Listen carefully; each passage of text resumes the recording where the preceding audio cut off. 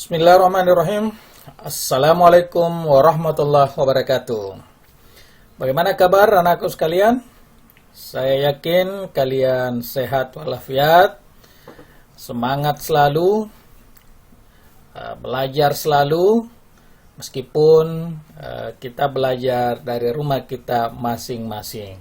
Tapi saya yakin kalian tetap semangat, tetap sehat, dan selalu ceria, selalu bersemangat di dalam menuntut ilmu. Baik anak-anak sekalian, pada kesempatan ini Sar Hasan akan menyampaikan materi kita, materi pertama kita di awal tahun ajaran baru ini. Kalian mungkin masih banyak belum tahu siapa Sar Hasan karena kita belum tatap muka. Tetapi insya Allah meskipun kita belum tatap muka, kita bisa bersilaturahim lewat rumah cendekia digital. Oleh karena itu, simak baik-baik, perhatikan baik-baik, disiapkan buku, disiapkan catatannya supaya pembelajaran kita hari ini bisa berjalan dengan baik. Saya yakin itu karena kalian adalah anak-anak yang bersemangat, anak-anak yang sehat dan selalu menjaga kesehatan. Anak sekalian, pada kesempatan ini materi yang pertama yang kita akan pelajari adalah iman kepada Allah Subhanahu wa Ta'ala.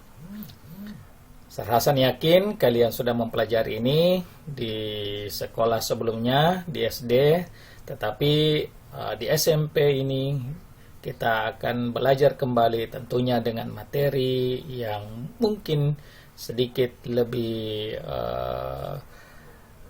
kompleks atau sedikit lagi lebih meningkat dari apa yang sudah dipelajari sebelumnya. Namun sebelum itu, sebelum kita belajar, marilah kita berdoa bersama-sama. Semoga apa yang kita pelajari hari ini dimudahkan oleh Allah Subhanahu wa Ta'ala dan diberi keberkahan dari ilmu yang telah kita pelajari. Ya, marilah kita membaca doa belajar. Mungkin kalian sudah sering membaca doa belajar, tapi doa belajar kali ini sedikit berbeda dengan doa belajar yang sering kalian bacakan. Tetapi intinya adalah tetap sama, memohon kepada Allah Subhanahu wa Ta'ala untuk selalu dimudahkan dalam belajar dan tentunya meminta manfaat dari apa yang telah kita pelajari di dalam kehidupan kita sehari-hari. Untuk doa ini, Sar Hasan akan memandu doanya. Perhatikan baik-baik. Bismillahirrahmanirrahim. Rabbi zidani ilman nafi'a warzuqni fahman wasi'a wa wafiqni amalan sholihan mutaqabbala. Artinya, ya Allah, berilah aku ilmu yang bermanfaat, pengetahuan yang luas, dan amal soleh yang diterima. Amin ya Rabbal Alamin. Ya, anak-anakku sekalian, sebagai orang yang beriman, kita tentunya mengawali segala aktivitas kita dengan doa, dengan basmalah, dengan doa kepada Allah Subhanahu wa Ta'ala, karena hanya Allah lah pemilik segala sesuatunya. Ya, untuk pembelajaran kita hari ini, pada kesempatan ini ada tujuan belajar yang kita harus capai. Pertama adalah anak-anakku sekalian diminta untuk mampu memahami makna Asmaul Husna, Al-Alim, Al-Khabir, As-Sami, dan Al-Basir. Ya, ada 99 Asmaul Husna, tetapi untuk kesempatan ini, pembelajaran kita hari ini, kita akan fokuskan pada 4 Asmaul Husna tersebut. Kemudian yang kedua adalah Tujuan pembelajaran kita yang kedua adalah menyajikan contoh perilaku yang mencerminkan orang yang meneladani Asmaul Husna, Al-Alim, Al-Khabir, As-Sami' dan Al-Basir. Jadi ada dua tujuan dalam pembelajaran kita hari ini. Yang pertama adalah memahami makna Asmaul Husna. Yang kedua adalah mampu mencontohkan perilaku mencerminkan orang yang meneladani Asmaul Husna yang empat ini.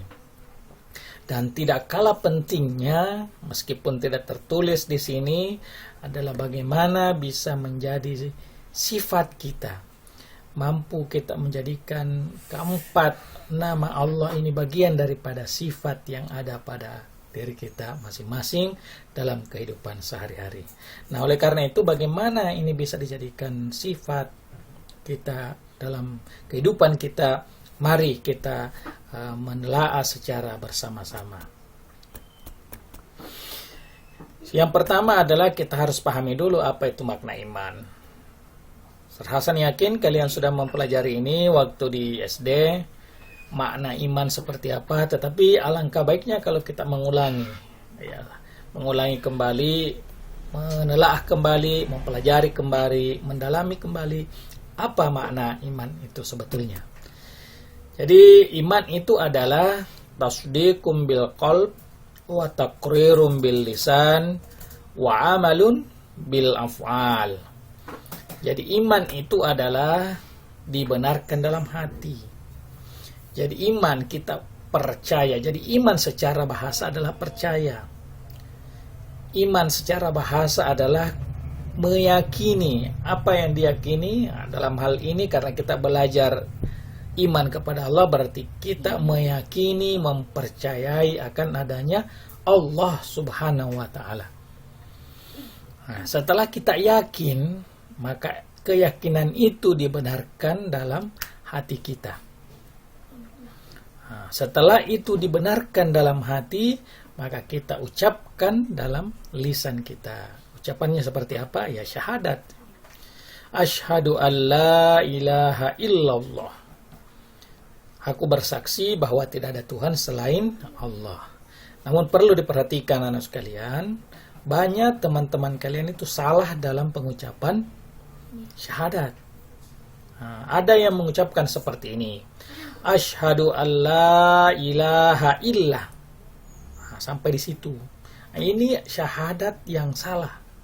Fatal sekali kesalahannya. Kenapa? Karena justru menghilangkan Allah dalam syahadat itu. Padahal inti daripada syahadat adalah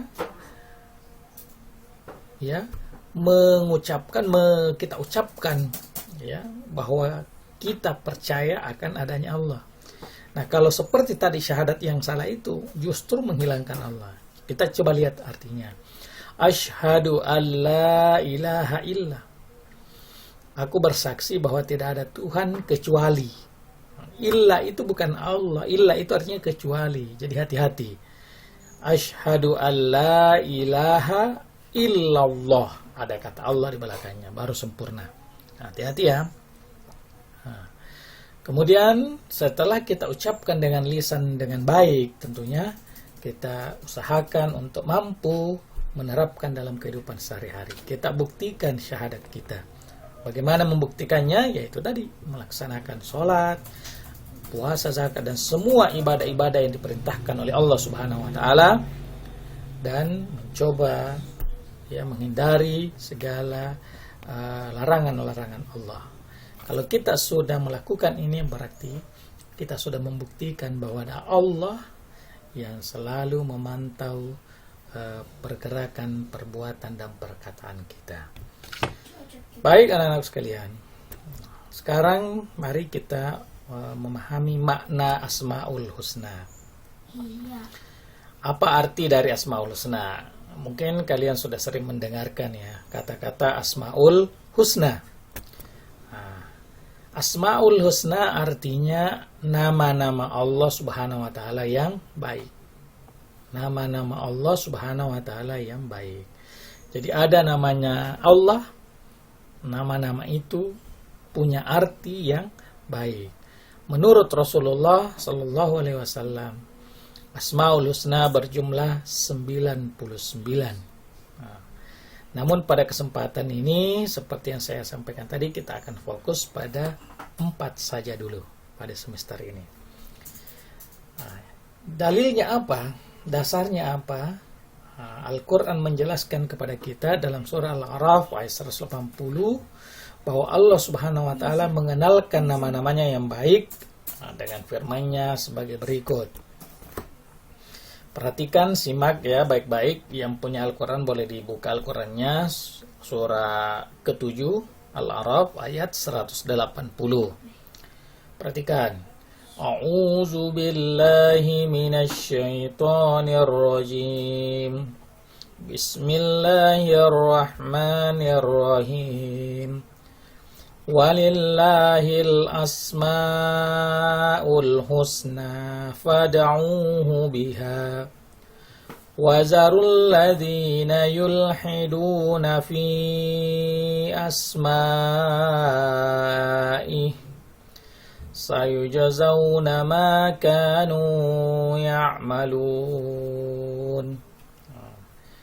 Silahkan kalian ulangi bacaannya supaya lebih lancar. Perhatikan panjang pendeknya ya, supaya bacaannya bagus. Kalau bisa dihafalkan. Mari kita simak artinya ya. Artinya adalah, dan Allah memiliki Asmaul Husna, nama-nama yang baik. Maka bermohonlah kepadanya dengan menyebut Asmaul Husna itu, dan tinggalkanlah orang-orang yang menyalartikan nama-namanya. Mereka kelak akan mendapat balasan terhadap apa yang telah mereka kerjakan. Jadi dari ayat ini kita bisa memahami bahwa ketika kita mohon berdoa kepada Allah Subhanahu wa Ta'ala, jangan lupa sebutkan namanya Allah. Contoh, Ya Rahman, Ya Rahim, karuniakanlah kepada kami kasih sayang-Mu. Contoh lain, Ya Allah, Ya Ghaffar, Ya Allah Tuhan yang Maha Pengampun, ampunilah dosa-dosa kami. Jadi setiap kali kita meminta, setiap kali kita berdoa, panggillah nama Allah dengan namanya yang 99 itu. Salah satu diantaranya sesuai dengan doa yang ingin kita panjatkan kepadanya. Insya Allah, Allah akan menerima, mendengarkan apa yang kita minta kepadanya. Anak-anakku sekalian, oleh karena itu ingat, setiap kali berdoa sebut salah satu di antara nama-nama Allah Subhanahu wa Ta'ala. Nah, mari kita mencermati keempat Asmaul Husna yang akan kita pelajari pada pertemuan ini.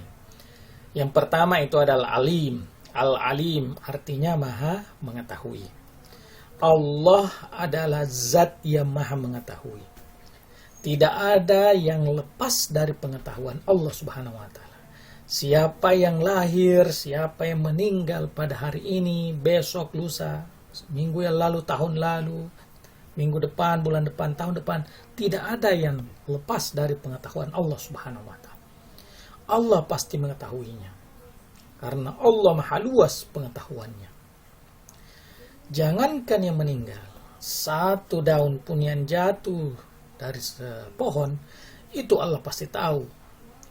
Berapa jumlah banyak pohon yang ada di dunia ini, coba bayangkan. Begitu banyak pohon yang ada, dan Allah tahu satu persatu daun yang jatuh dari tiap-tiap pohon yang ada.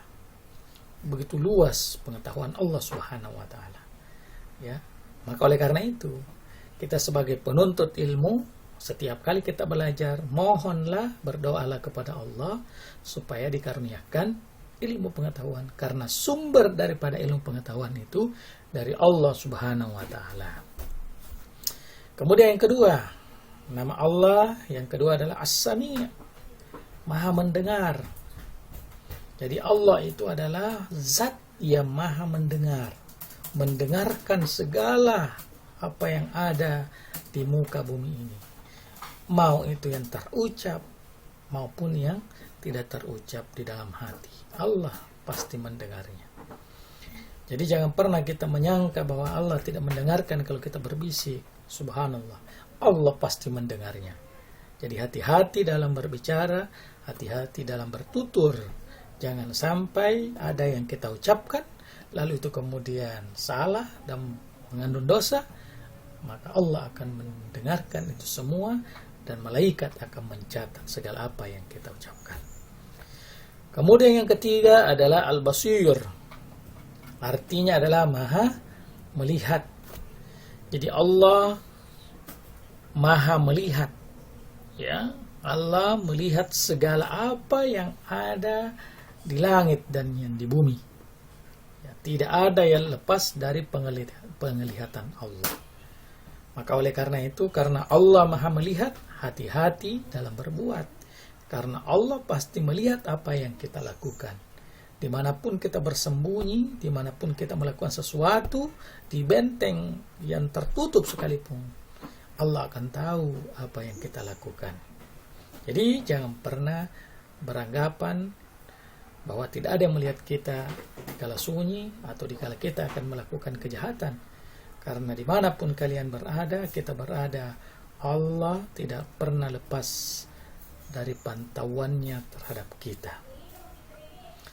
Nah, kemudian yang keempat, Asmaul Husna yang keempat adalah Al-Khabir, yaitu maha mengetahui segala sesuatu, maha teliti atau maha waspada. Jadi Allah maha teliti, Allah maha waspada. Di dalam menciptakan manusia, Allah sangat hati-hati, sangat teliti, sehingga tidak ada urat-urat yang salah sambung di dalam tubuh kita. Tidak ada indera kita yang tertukar tempatnya.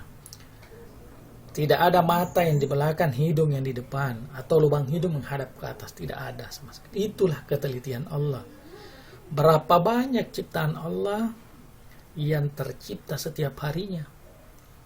Tidak ada sama sekali yang salah dalam penciptaan itu. Tidak ada. Tidak ada manusia yang bermuka hewan. Demikian pula sebaliknya. Karena Allah maha teliti. Ya. Teliti di dalam menciptakan manusia, teliti dalam menciptakan alam. Tidak ada satupun bintang yang berjuta, yang beribu di atas langit sana yang bertabrakan satu sama lain. Semua berada pada tempatnya masing-masing. Tidak ada yang saling bertabrakan. Subhanallah. Inilah buktinya bahwa Allah Subhanahu wa ta'ala itu maha teliti atas segala ciptaannya.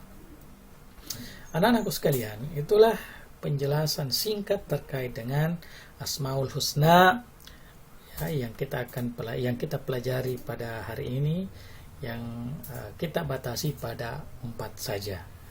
Semoga kalian bisa memahami dengan apa yang Sir Hasan telah jelaskan tadi. Nah, sekarang kita akan mencoba melihat dalilnya sebagai bukti apa benar apa yang kita jelaskan tadi. Nah, semua yang Sir Hasan jelaskan semua punya dasar dalam Al-Quran. Mari kita lihat secara satu persatu. Nah, inilah dalil Asmaul Husna. Yang pertama adalah Al-Alim, maha mengetahui. Allah maha mengetahui, sudah disebutkan di dalam Al-Quran sebagaimana firman-Nya, wa huwa bikulli syai'in alim. Dan dia maha mengetahui segala sesuatu. Dan ini berkali-kali diucapkan atau disebutkan di dalam Al-Quran. Sehingga berdasar kalau kita mengatakan bahwa Allah itu Al-Alim atau maha mengetahui. Yang kedua adalah As-Sami'. Allah maha mendengar. Dari mana dasarnya? Ada dalam Al-Quran. Wa huwas sami'ul alim. Artinya adalah dan dia maha mendengar, maha mengetahui. Nah, jadi Allah maha mendengar, maha mengetahui. Kemudian yang ketiga adalah Al-Basir. Allah maha melihat. Apa dasarnya? Apa dalilnya? Nah, ini firman Allah dalam Al-Quran. wallahu basirum bima ya'malun. Dan Allah Maha melihat apa yang mereka kerjakan. Ya. Kemudian yang keempat adalah Al-Khabir. Di dalam Al-Quran Allah berfirman, wallahu bima ta'maluna khabir. Dan Allah Maha teliti apa yang kamu kerjakan. Jadi keempat Asmaul Husna yang kita pelajari hari ini semua ada dasarnya atau ada dalilnya di dalam Al-Quran. Dan ini disebutkan beberapa kali di dalam Al-Quran. Bisa dilihat nanti di dalam Al-Qurannya surah apa saja dan ayat keberapa saja yang menyebutkan dalil-dalil terkait dengan Asmaul Husna yang kita pelajari hari ini. Nah, anak-anakku sekalian, selain kita mengetahui maknanya, apa makna keempat Asmaul Husna tadi, kemudian apa bukti-buktinya, kemudian apa dalilnya, apa dasarnya, dalam Al-Quran juga sudah kita tunjukkan, kita bacakan. Sekarang, apa hikmah beriman kepada Allah Subhanahu wa Ta'ala? Apa pentingnya, apa fungsinya, apa manfaatnya, faidahnya kita beriman kepada Allah Subhanahu wa Ta'ala? Yang pertama adalah orang yang beriman kepada Allah Subhanahu wa Ta'ala selalu mendapat pertolongan dari Allah. Ya, bagaimana bisa? Pertanyaannya kira-kira begitu. Ya iyalah, Allah pasti akan menolong orang yang percaya kepadanya. Gimana mungkin mau menolong orang yang tidak percaya? Ya kan?